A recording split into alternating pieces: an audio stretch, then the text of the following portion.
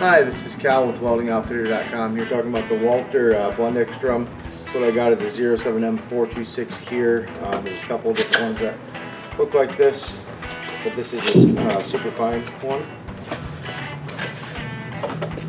And that's what it will look like. Has a 5/8 arbor built in there.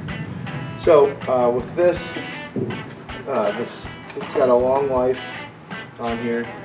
It's good for brass, copper, aluminum, and stainless steel and some other materials, and it's good with the Walter line mate system.